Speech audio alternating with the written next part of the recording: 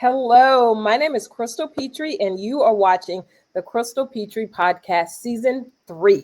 On today's podcast, listen, I'm trying to be professional here, but really I'm not because I have a fellow Zag, as you can see on my shirt, a fellow Zag Bulldog on this podcast with me, who happens to be a Hollywood movie and TV series producer.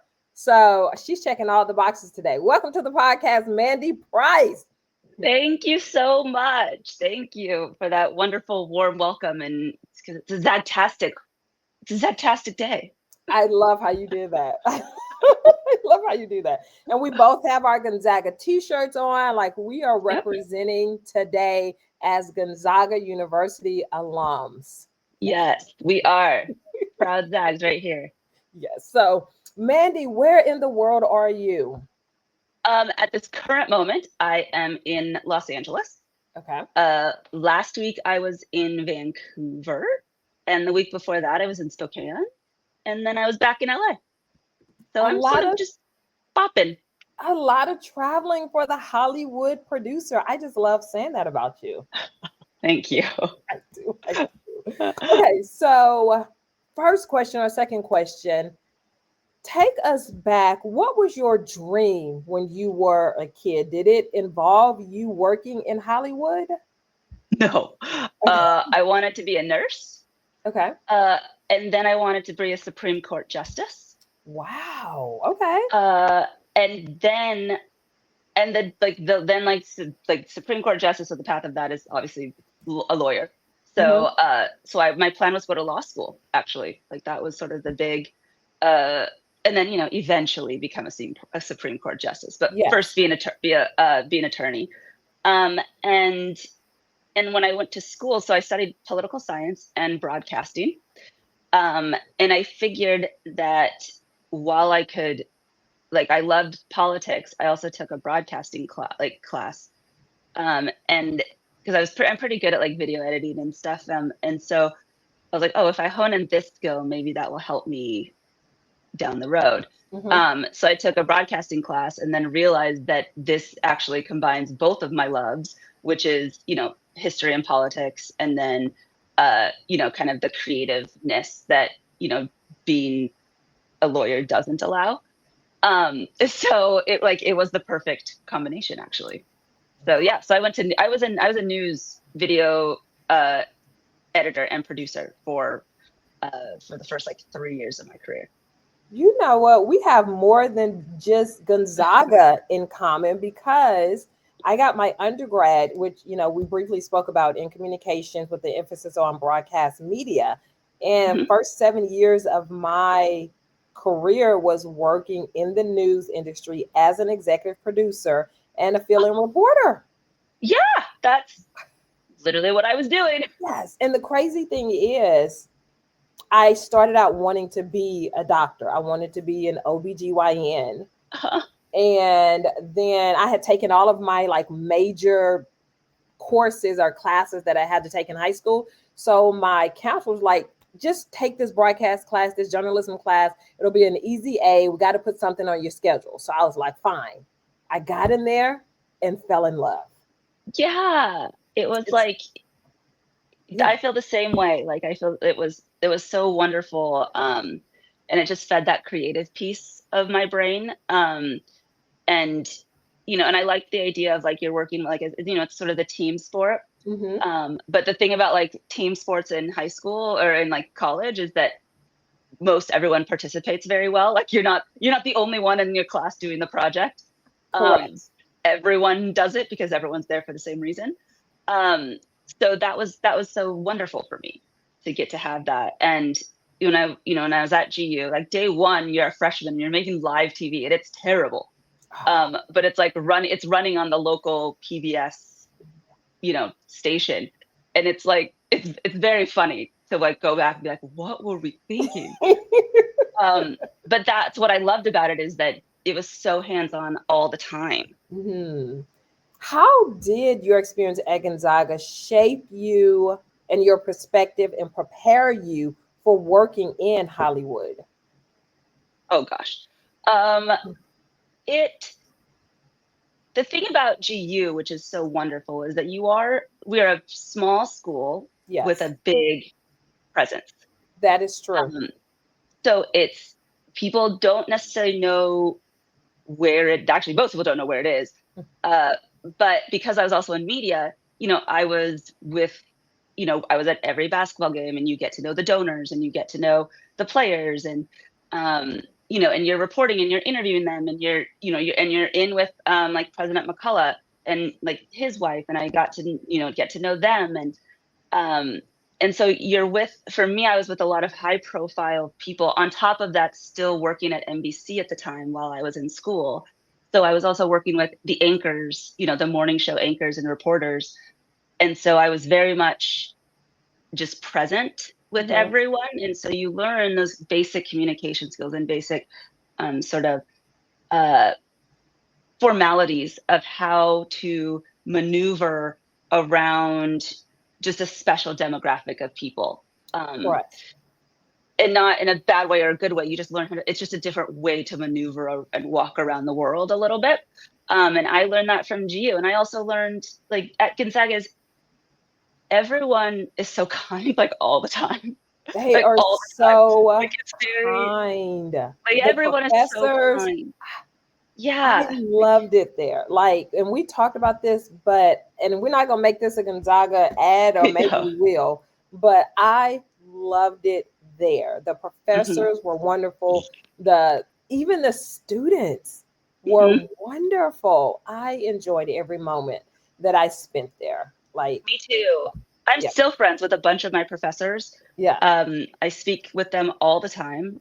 Wow. Some of them are still at GU, some of them are other places, and I go and Hmm. speak with their kids now, um, and it's been such a blessing in my life to have, and that's what I needed. I needed to not be a number amongst my peers, like one in a Yes. thousand or one in 2,000.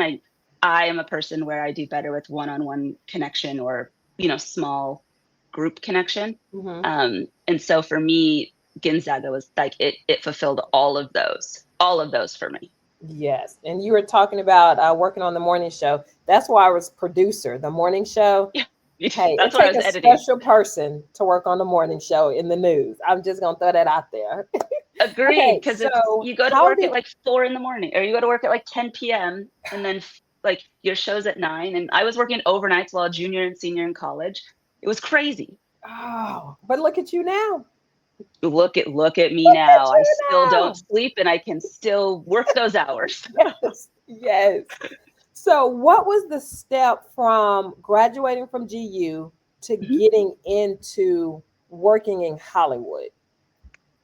Everyone's journey is different, Mm-hmm. and mine is no different than it's I will say I'm like the one LinkedIn success story when LinkedIn first started, um, because when I in like 2012 2013, like LinkedIn was not how it is now. Like it was just like a very basic platform with like Mm-hmm. nothing fancy. And so I was doing like 3 different jobs at the time, trying to lead news, and then trying to also still figure out what I wanted to do with my life. And so I knew I was a video editor, so I knew that I could potentially edit. Okay. And so I would watch my favorite TV shows, and then in the credits, I would then see who the producers were, and then go on LinkedIn and see if they were there. And then if they were there, then I would email them, and would would then like send my resume or my demo reel. And I was also working for Delta Airlines at the time. And so I realized the only way to get into Hollywood was to be here, but I couldn't just be here. Like I Mm-hmm. couldn't just move everything without having a job, I just wasn't financially stable enough to like to just pack up and go. I knew I needed to have a job before I could move. So I would fly down to LA and set up like interviews or meetings with whoever on LinkedIn would meet with me. And I would just meet at the Starbucks by Paramount, Wow. and pretended like I lived there. So I'd fly from Spokane or Salt Lake or Atlanta, and uh, and schedule meetings, and then schedule like 5 or 6. And I did that for a good like 7, 8 months off and on. until finally one meeting was like, well, I have a job for you, Mandy. Do you want to be a post PA? And it was nice because it was on my favorite show at the time, which was Rizzoli and Isles, because I'd only messaged What was people. the name of the show? Rizzoli and Isles. Okay. It was on TNT. I remember that show, yes. And I'd only messaged producers with shows that I watched because that at the time made sense to me. It makes sense to me now. Like now I would just email anyone on any show. But at the time I was like, well, I should work on a show that I want to work, that I'm a fan of. And so that's sort of where it, and 2 weeks later, my brother and I drove from Spokane here to LA. And a week after that, I was working on my favorite TV show as a post PA. So how was that? I felt like maybe it was a culture shock. How was that working huge. As a post PA, which is a production assistant? How is that working? Like literally you're working in Hollywood now. Yeah, and I'm at Paramount Studios, which is also crazy. It was nuts. But the thing about something that I really decided that I wanted to do is, I didn't go to film school. I didn't but I'm used to working around big personalities and cameras. And I think of news and scripted television a lot like English, American English, and like the Queen's English. Mm-hmm. Is we know the words, we know how to do it. It just news is on hyperspeed and television is more, and there's just more people involved. But the process is sort of the same. And it was a huge culture shock. It was, the first day I moved here, my car got broken into, and I lived in like a very nice neighborhood. So that was interesting. And then I didn't leave my house except to go to work for like 2 months. But it is what it is. But yeah, I sort of lived this idea, and I still feel this way, is because I wasn't trained in scripted TV, like I didn't go to film school, I don't necessarily know the formalities. So I would just get to know the writers, get to know the producers, get to know the actors, because I didn't know that, now I know that there's a little bit more rules, but I just didn't know them. So I just was a little bit naive. Like naiveness really helped me. Which a lot of times, I was going to say, the naivete a lot of times works in your favor and works in your benefit because you don't know what you don't know. Yeah. Like I didn't know that I wasn't supposed to sit on set, or wasn't supposed to talk to the actors, or wasn't supposed to, but I'm a genuinely friendly person. I feel like I am. So, and also that crew, this was their 5th season. So they'd all been together for 5 years. So someone coming in, it's obvious that you are new, mm-hmm. because it's been a family for so long. So it also wasn't, everyone is very welcoming, and they're a family. And so they want to welcome you into their family as well, which I thought was lovely. And you're spending 60 hours a week for 10 months together. So might as well get to know one another. Might as well get to know one another. What? And maybe, Rizzoli and Isles was it, but was there a movie that you were on, a TV series that you were on, where you just took a moment and was like, I made it?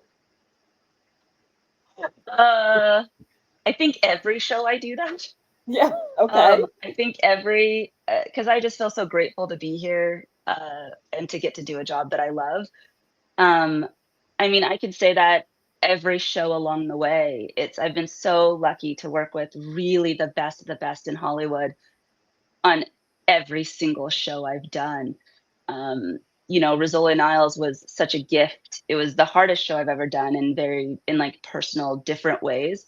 But I have the person I call my big sister. I met her on that show. I met my best friend on that show. I also learned what I never want to do as a boss on that show.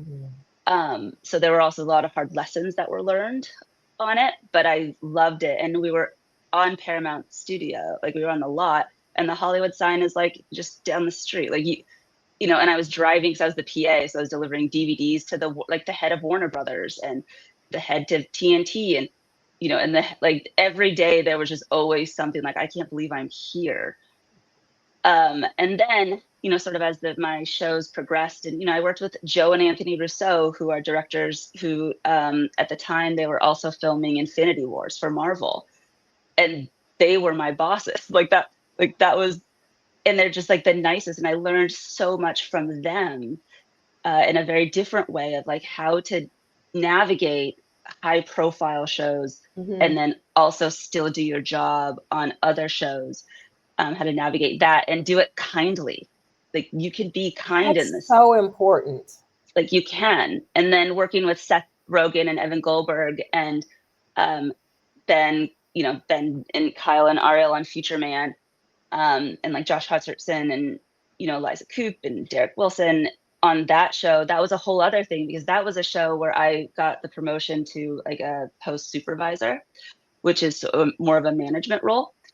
And their only instruction to me was, Mandi, we just want to make this look cool. And how freeing and creative that is. Yes. To just make it, and you get to have like laser fights, and it's just like I'm in post-production, so post finishing.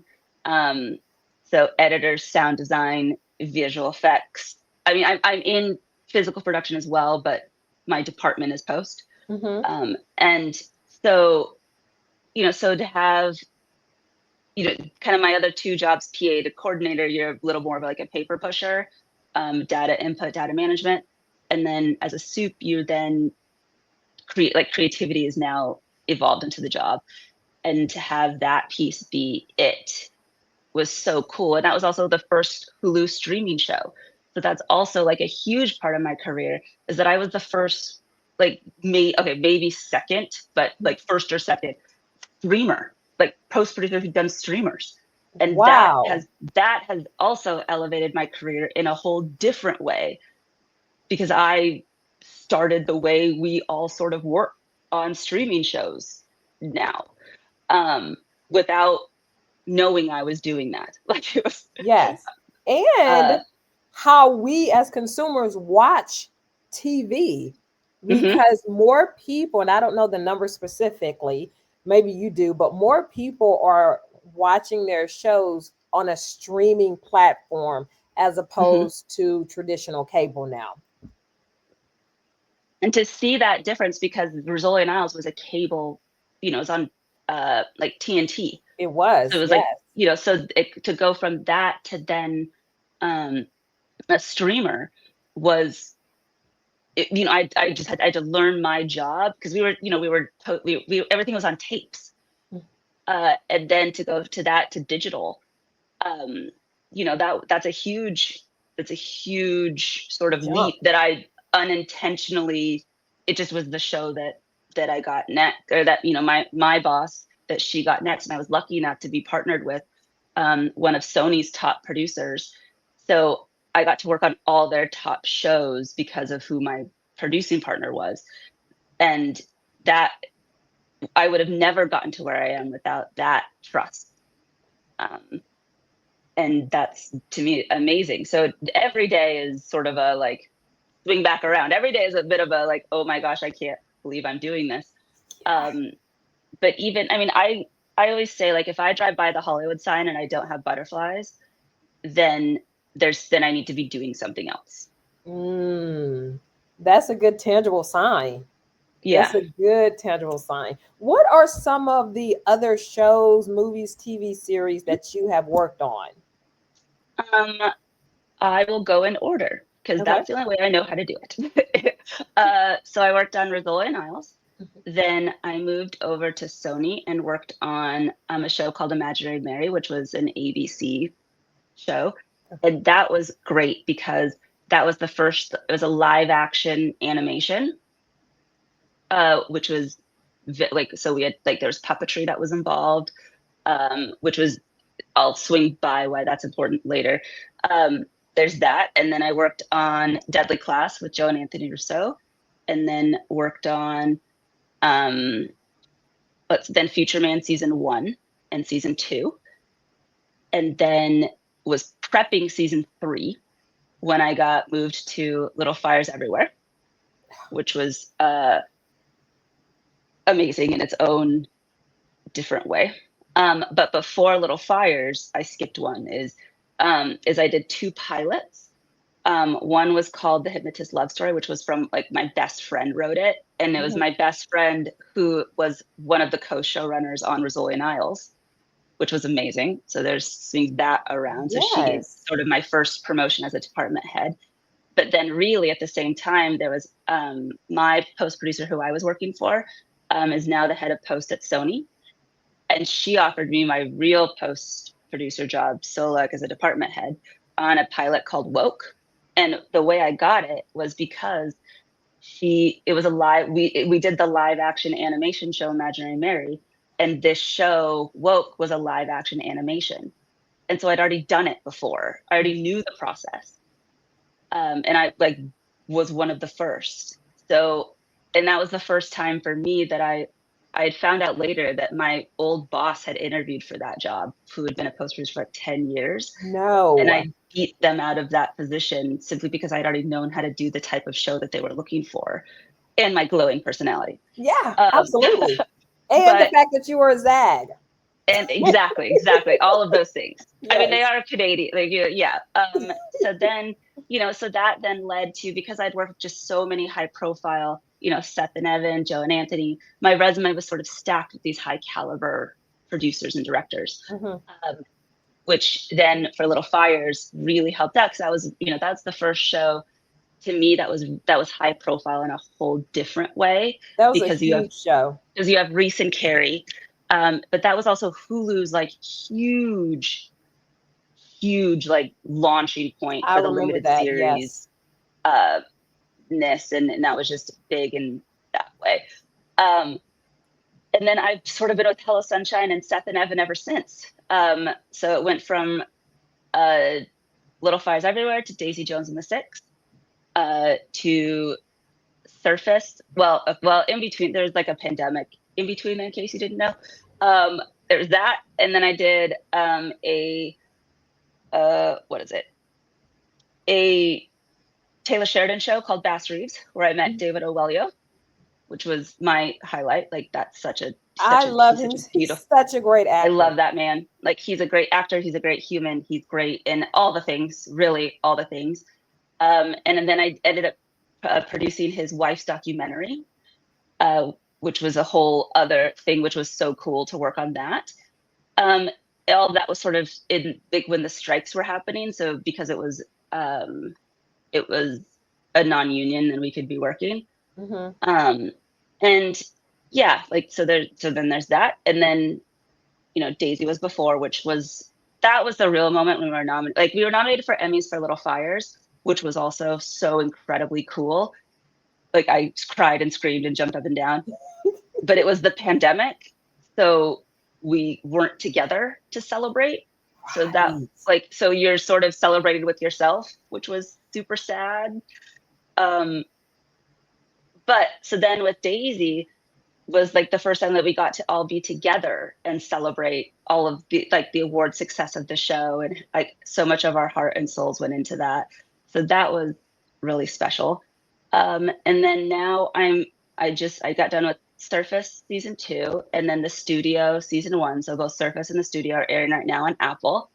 And then I'm currently on the Legally Blonde prequel called Elle. And oh my God, I did not know they were doing a prequel. Breaking news. I love that movie 1 and 2.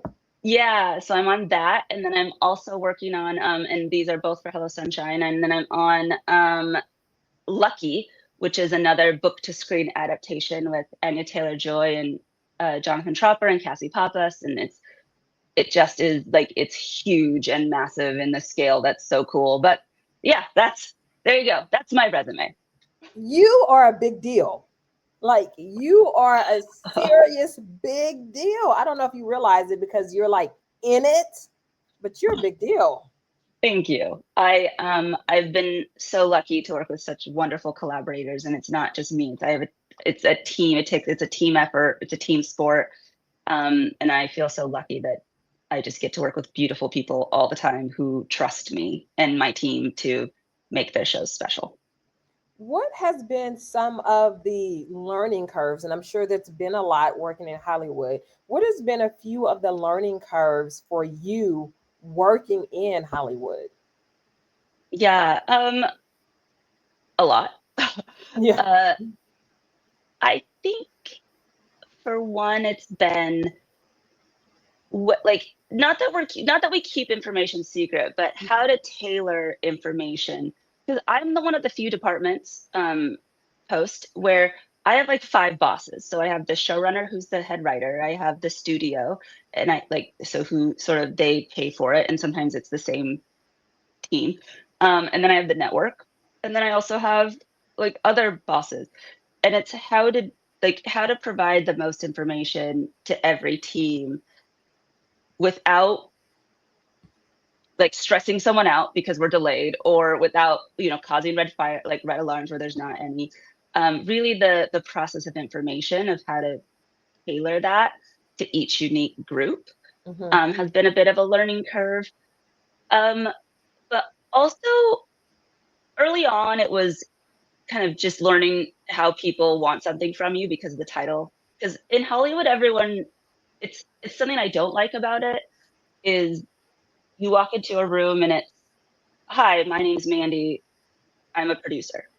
Hmm. Like you always say your job title, and that's how everyone is introduced. Versus like, "My name's Mandy and my favorite color is red." Like Yeah. there's no it's all about like your job. Okay. So learning to navigate that sort of world has been a little bit difficult for me because I'm an introvert.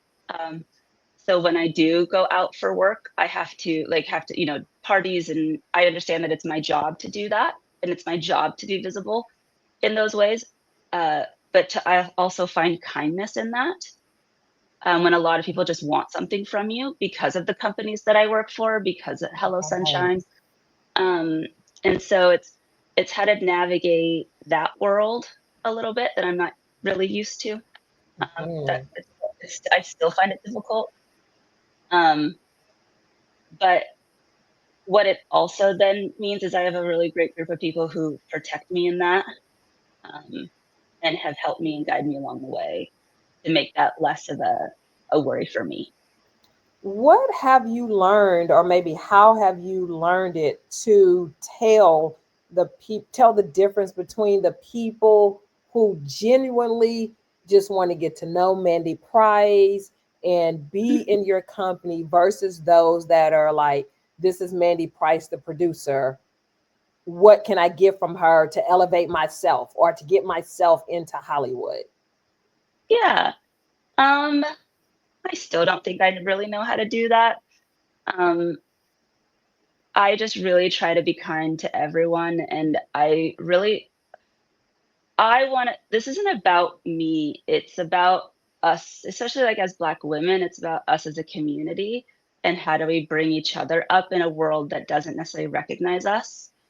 Um, so I really try to pick and choose my like who I can fight for, what I can't. Mm-hmm. Um, and also, at the end of the day, like fortunately or unfortunately, the shows I do are just they're high profile, they're high stress, they're high. So I just don't really get the opportunity often to bring up new people, but I have an opportunity to share those new people with with my colleagues whose shows maybe aren't. Like I've got the New York Times, I've got press in my office. I like the shows I've tended to do lately are very, there's just a lot. It's not only my job to try to produce the show and get it to air, but it's also to add in these other elements. Um, and so with that is really try to pick like one or two people a year to try to um, bring into the fold. And that's honestly like that especially lately I've actually found it as like a frustration because I want to bring up more and I want to do more, but I'm also very busy. Uh, Mm-hmm. and I do fall short. I mean, I will say like this podcast I think is a perfect example of how you emailed me and then I just didn't email you back. And it's because I was in the middle of deliveries for me are like, I don't see my family for 4 months, let Oh, alone answer an email that is like yes. not related to getting a show to air. I was just very persistent, everyone. You are so persistent. And that's that for me is like, that's how I know that it's not like a one and like, that's how I know that it's a genuine connection, is because it's that understanding of like, I get it that you're busy. I Yes. understand, like let me follow up. To me, that means genuine, because if someone didn't do that, it was just a one, then I wouldn't hear from them again, because it was, it's very moment to moment. Mhm. But I mean, I think I still fail at like finding genuine people, but I have a group of, I call them my big sisters, who I rely on a lot, to help me navigate that. This next question is a two-parter, kinda, Mandy. What unique perspective do you bring to the sets and the rooms that you enter as a female and as an African American? Oh, that's a great question. I Thankfully, I work for a company, Hello Sunshine, where it is female driven. That is the thing. Female driven content. The flip side of that is I also get to have the African American perspective, and even in that, as I usually am the only one in the room. And I'm used to that. I've every room I've ever been in. It was, oh, I forgot a show, Boomerang. I did a TV show called Boomerang with Lena Waithe, and that show was the first one where I walked into the room and everyone looked like me, and I was like, what is happening? Is this what white people feel like? Like, is this the thing? Like, is Yes. this it? This is why they're protecting it. Yeah, I was like, oh, it was crazy, because it was like the first time that I got to like ask people like, hey, like, where do you get your extensions done? Or like who did your wig? Like all the things that like we don't get to ask in like Yes, public. yes. And Or Lena like, White, she prides herself on having rooms and spaces like that. She oh my talks about it gosh. all the time. And she does it, you guys. Like she does it in a way that no, like her and like Rishi, like all of them, like I just love them so much. Like everyone over at Hillman Grad is just exceptional. And it really is the thing of like, oh, like this is what it's like. Like what?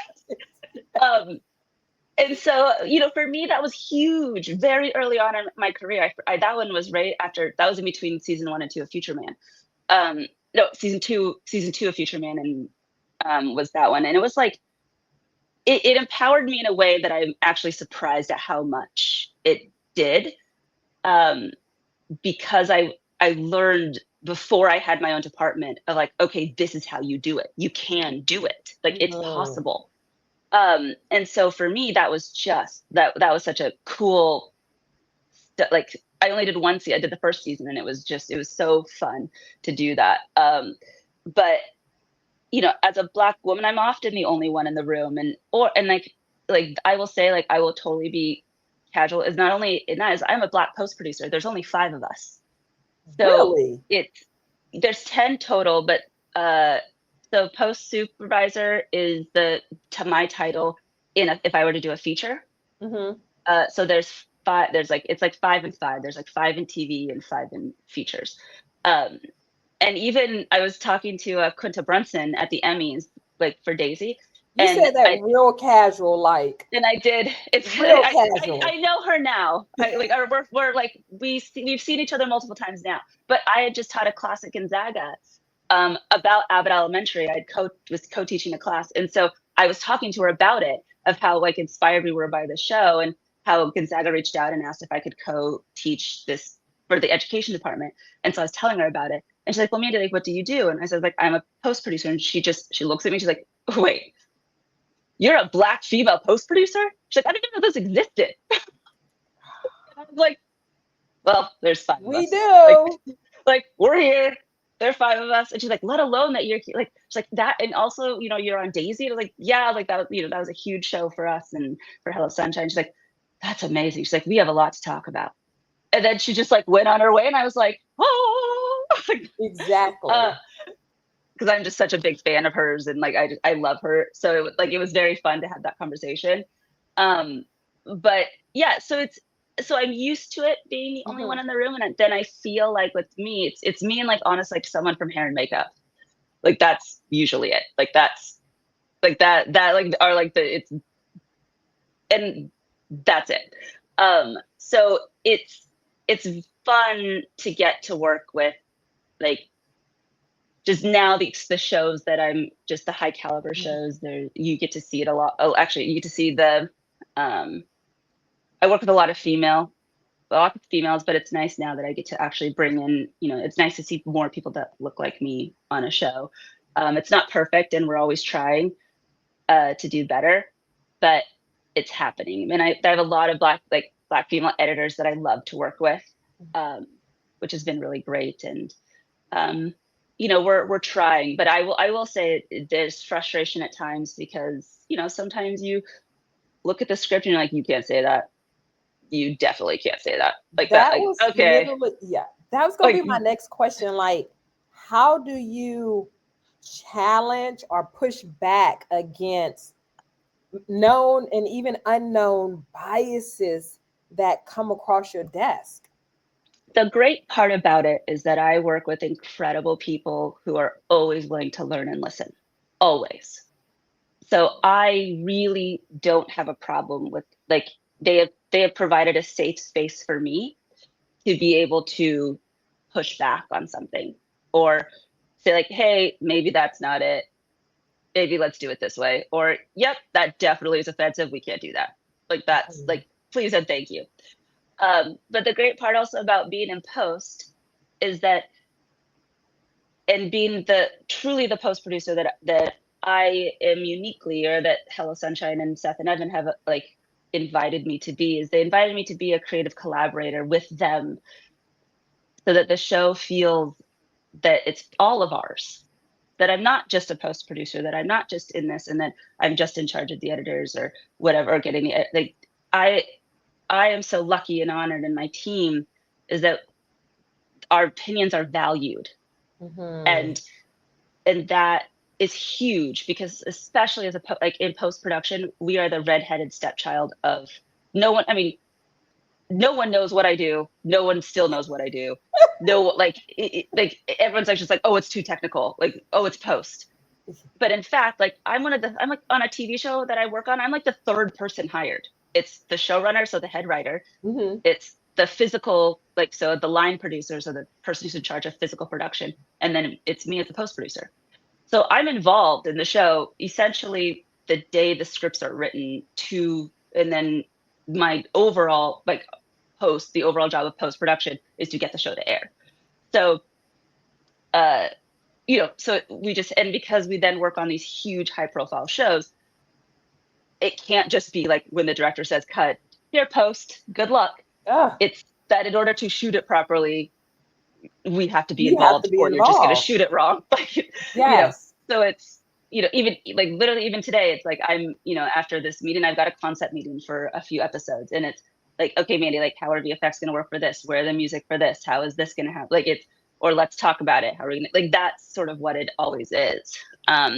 But what I try to do is bring up like my partner in crime, like my number two, you know, she's in those meetings with me, Mm-hmm. and I always feel sort of my job is I want my number two to be able to be me, and my number two should be number three. That's how sort of our trajectory goes. And without that, then I would fail.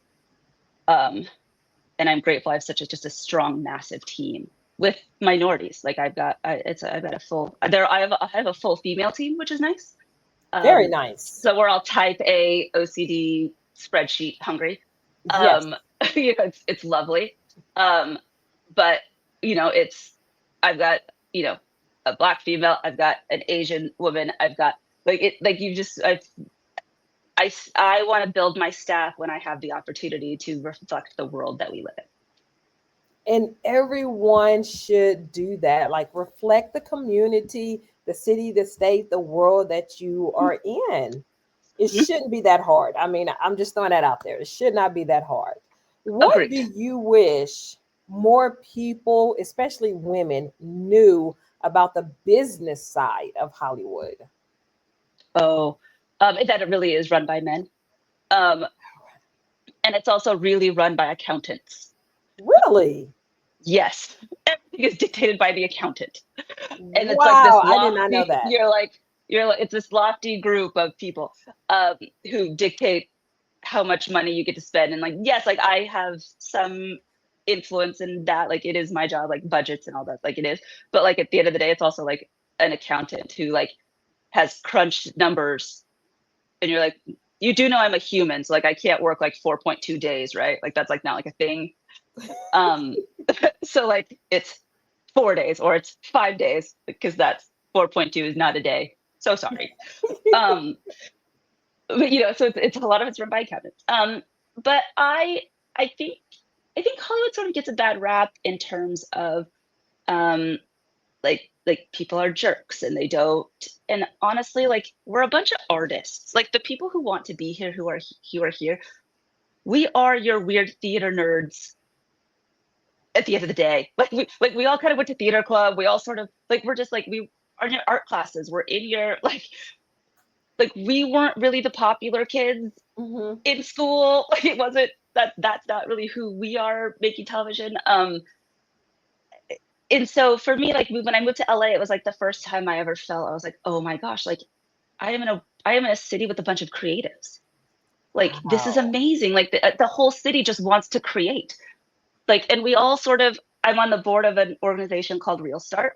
Hmm. And we take high school students in one class in Vancouver or in Toronto and one class in LA. And we have them for one semester. They write a script and they take it from the same thing we do in TV, the same process. Like they write the script, then they shoot the script, then we get to do a fancy premiere. And it's over one semester, but they're from, sort of underprivileged uh, schools or without resources, because what we're trying to do is to prove that you don't have to go to film school to work in Hollywood. You don't Hmm. have like you don't have to go to like you can graduate high school, and if you want to be a sound designer, you can be then an intern at this sound facility and learn, and that's 100% okay. Like that's how most people do it. Yeah. Yes, it's a bonus that yes, you went to grad school, but you don't have to. Like the secret to Hollywood is to just do it. We all have iPhones. We all have, Yeah. so if you want to be a director, direct using your iPhone. If you want to be an editor, shoot something, then edit it. If you want to be a writer, write. If you want, like, that's how you do what we do every day. The process is the same. We just have fancier tools. Hmm. But when you strip it all down, it's exactly the same. Um, and there, I mean, on a crew list, there are about 750 jobs, different jobs or more. I Like feel right like that's now, a lot of people. Is that a lot of people? yeah, it's huge. It's a Yeah. huge amount of people. People only recognize actor, director, producer, uh, like maybe sometimes the person in charge of VFX. Like, like maybe there's like some things, um, but there's 750 plus jobs that are created to make a TV show. So I always encourage, like, when you watch your TV shows and when you watch your movies, watch the credits and see all of those names and all of those titles. And if you want to work in Hollywood, like, Google what those are and see if that's the path that you should take. Because it's not just a writer, director, producer. There's special effects, there's costumes, there's hair and makeup, there's people who specialize just in like gore makeup. There's people who specialize just in prosthetics. There's so many things that we all need that are far beyond just writer, director, producer. You have been working in Hollywood for several years now, Mandy. How do you stay creatively inspired? Um, it's hard sometimes. Hmm. um, but honestly, I I work for the best people. Like I really do. It's Yeah. not that hard to stay, is day to day, how is it hard to stay creatively engaged sometimes? Yes. Hmm. I go to Disneyland a lot. Okay. I'm kind of a Disney nerd, so I'm there a lot. Yes. Um, Only because it's the happiest place on earth. The only people who are sad at Disney are like toddlers, which, yep, I'd be sad too because I'd been awake all day. So It's there's true. that. But what it's also so cool about Disney is that it really is a creative space. Hmm. And there's so many little fine details that make that park special.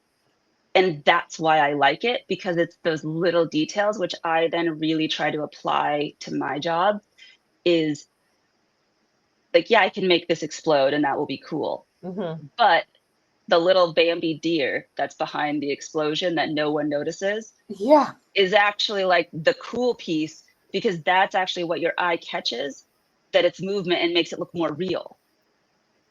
Because there's something, it's not just the explosion, there's the explosion plus movement, which makes it Yes. look real. Ah. So it's sort of those things that I try to always, do. And I feel like a lot for me is I try to one up myself. Like I'm never completely satisfied. And I'm just someone who wants to do better. And every show is a learning curve and every show is different. But I genuinely do try to bring my best, even when I might not be at my best. I try to be my best and give myself grace in ways. Um, and sometimes like, yes, the great part about Hollywood now, at least in post, is that we're not always in the office. Like I'm on set every day or mostly every day, Hmm. but sometimes I just wake up and I'm like, yeah, I'm not feeling it today. Like today is just not going to be that day. And I've learned to permit myself to have those moments, because those moments are what make me a better producer. How long did that take you to give yourself that grace and say, it's okay that today is not the day?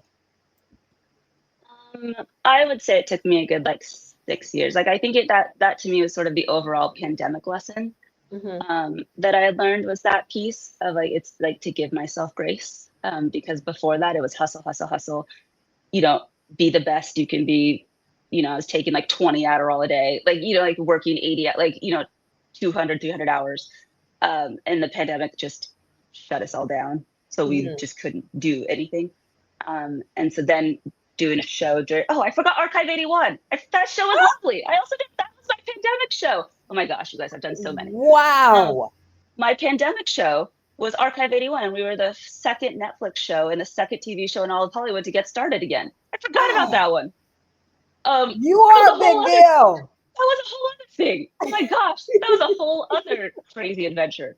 I was started working on a TV show at the start of the pandemic. Anyway, sorry, I digress. But No, but that must Archive have been 80, crazy. it was crazy. It was nuts.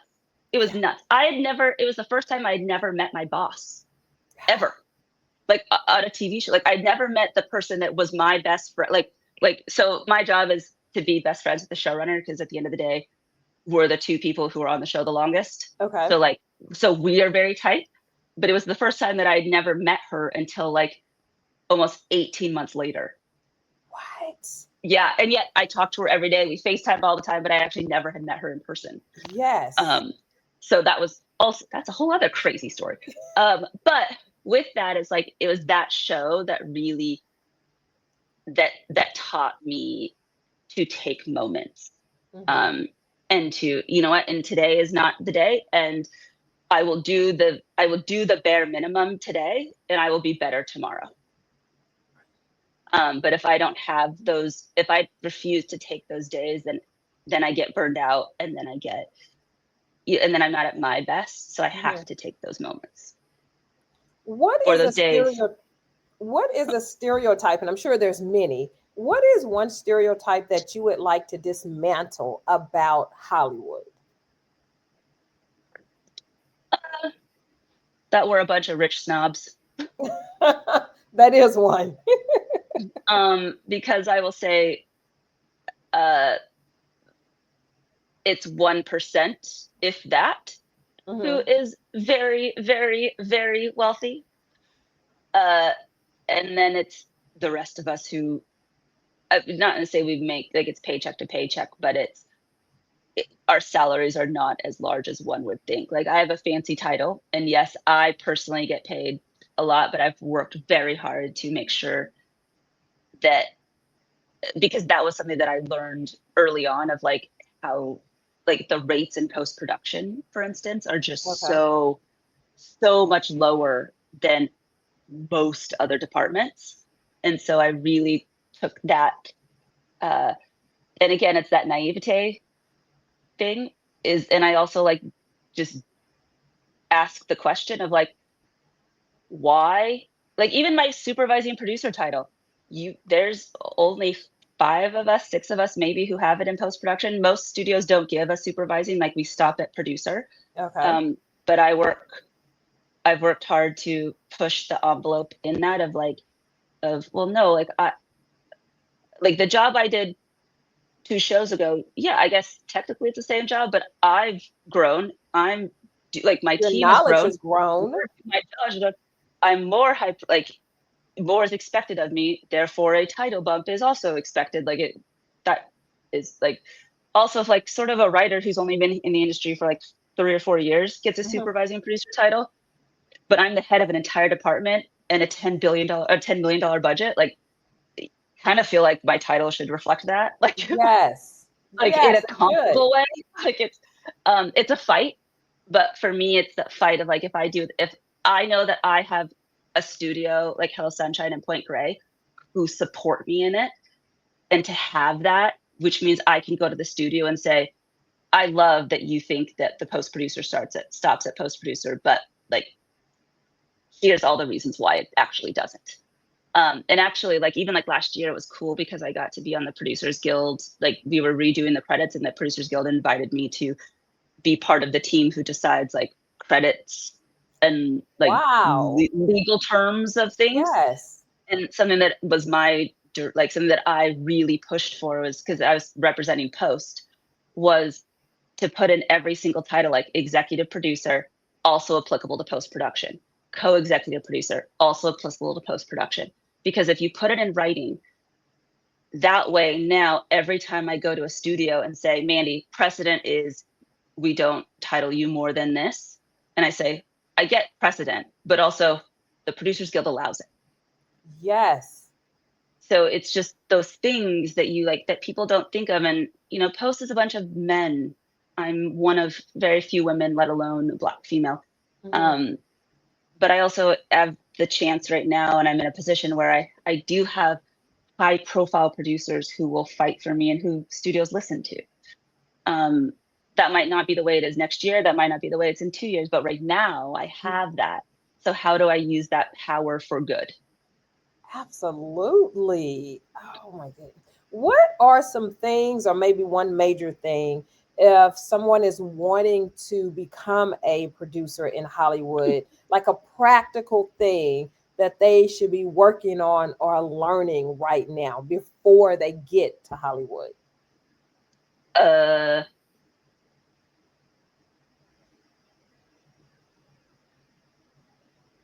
Basic communications, problem solving. That's Okay. actually is it. And problem solving without having to ask 100 questions. Like how Ooh. to figure things out on your own, and not in a way that is neglecting people, like where you're just like deciding for yourself if this is the way it should be done. Yes. But truly problem solving in the sense of you either are a problem solver as a person, or you can learn, or you just can't. But something that I find frustrating, and a lot of like PAs will say, is that the basic problem solving knowledge is they expect to be told everything. Like everything should be handed to them. Like, no, Who like if has I that say, time? like, yeah, like I don't. I was like, like Reese Witherspoon is calling. I don't have the time to explain to you this. But like, I mean, because I already did it twice. But for me, that's really what it is. It's like it's basic problem solving skills of like I am a post producer, and my team, my number 2, she's a co-producer, and we give because we're also type A women. There is like documents and spreadsheets and binders that literally give step by step by step by step instructions. because we have built that over the 10 years of our careers, because there have been problems that we didn't know how to solve. So then we made a document for those things. I love it. So and at the beginning of every show, I give it to everyone. They have it. But 9 times out of 10, like, here I will get a question of like, Mandi, how do we send this to someone? And I get the first time, I'm like, great, like, here's the email, here's this. And then I will say, it's also in the post document. But then you ask me again 3 days later, I'm like, buddy, I literally just sent this to you. Like, right. Like, and it's in the post document. And it's then I will get sort of praying, like, per the post document, or, per this. And then when you still ask me that, I'm like, okay, like, I don't know what to do. Like, now, like, okay. But like, to me, like, that's not like in a tangible way. Like, I don't know if that's, but it is, because it's how does this, when you face a thing that you don't know how to do. So riding a bike, are you the type of person who is just like, I get on a bike and I know I'm supposed to do the pedal thing, but if I don't do it right the first time, then I'm going to fall over. And then I'm like, Mandi, you do it. Or am I the type of person of like, okay, I'm going to fall, and then I'm going to get back on the bike, and I actually have to turn the pedals. Okay. And then I still fall. Yes. But what if I need to also move the handlebar here. Oh, okay. Like, it's that basic problem solving to me that is invaluable. And to know when to ask the important questions. I'm not saying that I won't give you exactly how to do something over and over and over again, because I also work for Reese Witherspoon and Lauren Newstetter, and Seth and Evan, who they want emails a very specific way. They want details, like they are OCD tactile. It's because they've got 900 things going on. So yes, they get to have the specific. But why I then ask you to do this is that I'm spending 45 minutes on this email. I don't have time when I know I've given it to you twice or 3 times or 4 times. Like, why are you still asking? Yes. Like, it's, so that to me is like, I don't know if that's like necessarily a tangible, but it is a learned behavior, problem solving. Like, problem solving to me is like that is the biggest thing, is to, and it can be creative problem solving, and also, like, don't go into something like if you don't know something, it's okay. Just tell us you don't know. Just say you don't know, and then I can help you. But if you tell me you know how to do something and then it's wrong, there's a problem there. Like, there's a problem. And also, I could have just done it. Like, as producers, we all started as PAs. Like, the thing about Hollywood that I love is that everyone starts at the bottom. Everyone starts on equal footing. And we've had to work our way up. It's one of the few careers where that's actually a thing. So, yeah, I was in your job. I know how to do it. I know the struggles, which is good for empathy of like, yes, like, I understand that I didn't give you the correct information. I didn't give you all of it. That's on me. But also, like, you did this and then went like this. You went the other way. And now you're doubling and tripling the work. Yeah, like, when was that ever an option? Ever. Like, far left over there. Like, what? And like, well, Mandi, you said to problem solve. I'm like, right, but like, within the realm of like, look what's been done. Yeah. What boundaries and how have you set those boundaries working in Hollywood as a Black female? What boundaries have you set for yourself, and how did you set those boundaries? I don't know. I don't know. What do you mean by a boundary? Like a boundary to protect your peace and to protect your mental health. Things that this will not be tolerated. I am okay with this. This is my standard. Okay. I give a lot of grace. And for me, that is my boundary, is grace. And I think it doesn't necessarily make sense, but I understand that the role that I play in where I work, is that a lot of people just don't know, Right. and that's okay. And it's my job to then say, hey, that's not really okay. So sorry. Um, but it's also a place where I have found, not necessarily as a Black woman, but just as as someone who's a baby in my department. When you look at other post producers, they are all 30 years older than I am, or 20 years older. Mm-hmm. I am a baby. I am a baby in my field, let alone a female, let alone Black, like just the layers. So I'm constantly the person who is being asked, hey, Mandy, can you get the coffee? And I'm like, sure. But like, I'm going to also go get one for myself. Or like, I was like, yeah, let me text my assistant. Like I sort of say things maybe like that, Yes. of like, yes, like absolutely. Like, because I also don't care. Like, I'll go get coffee. Doesn't matter to me. Like, I'm the first person who will do it. Like, it's not a thorn off my, like, it doesn't matter. I'll go do it. Yes. But that's sort of how I also keep like humble in a way, is there is no job that is too big or too small for me. And when you start leaning into the world of like, I don't do that because I'm a producer, because I've worked with those people, and I never want to be that person ever.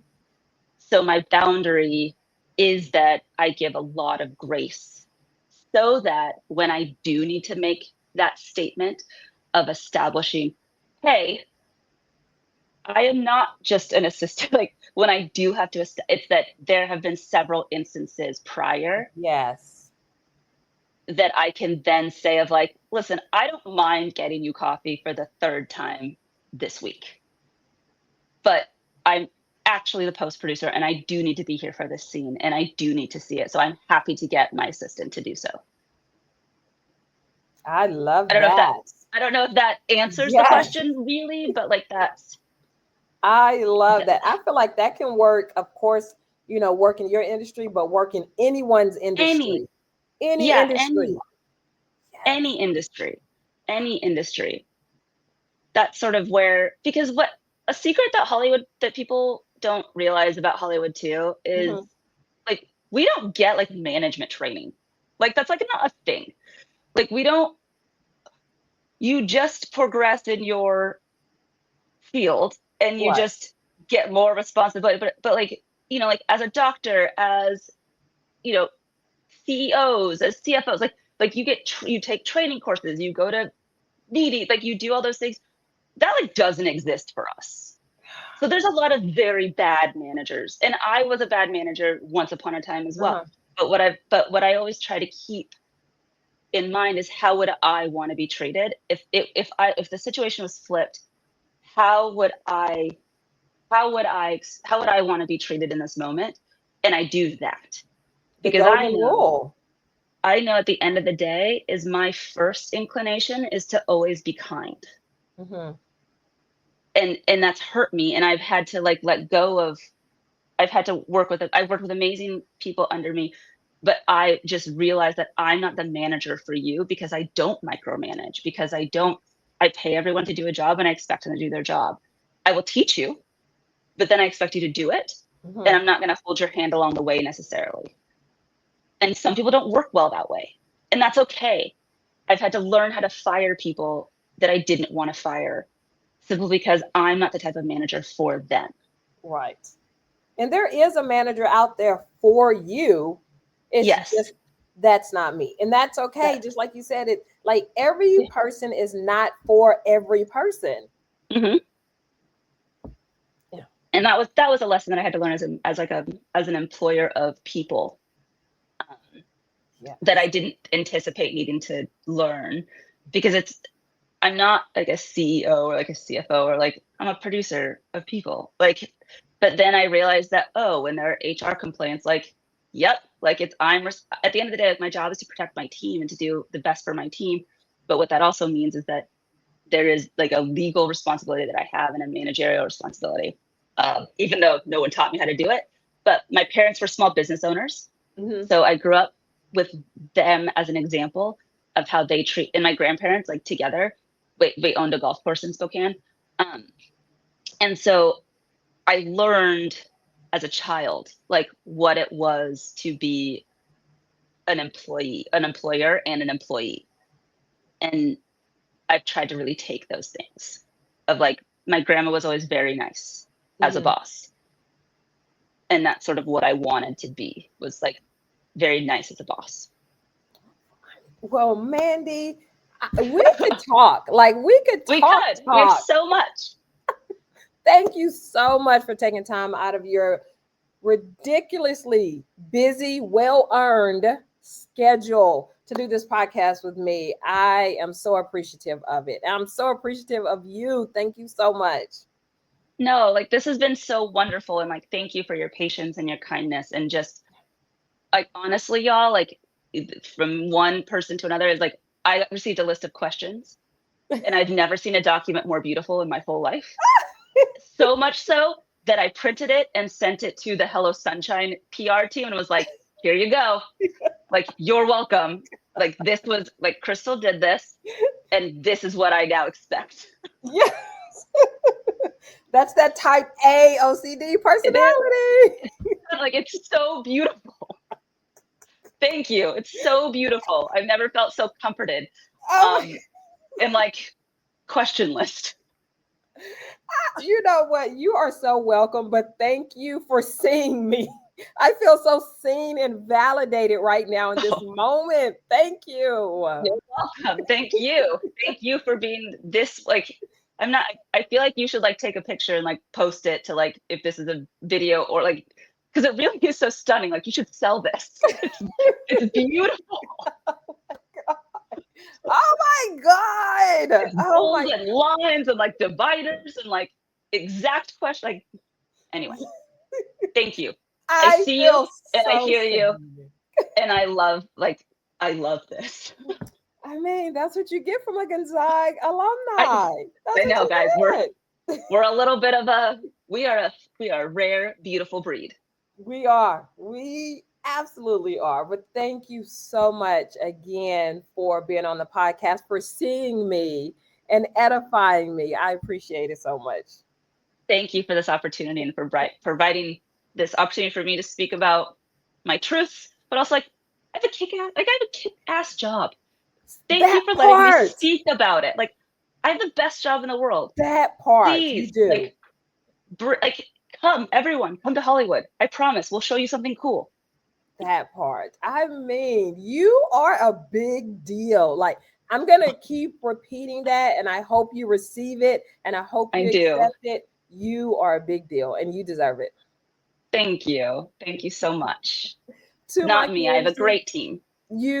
Well, you know, they say you can never do anything alone. So there you have it. Also, and your therapy, bosses, y'all. Let's just therapy. Your bosses, Seth and Evan. Yeah, I mean, Seth and Evan, Reese and Lauren. Also, I have a great therapist. All of it. It takes a village. It takes a village. I love it. I love it. To my community, you can get Mandi's episode on YouTube Podcast and Apple Podcasts. And remember, you always have time to listen and learn on the go.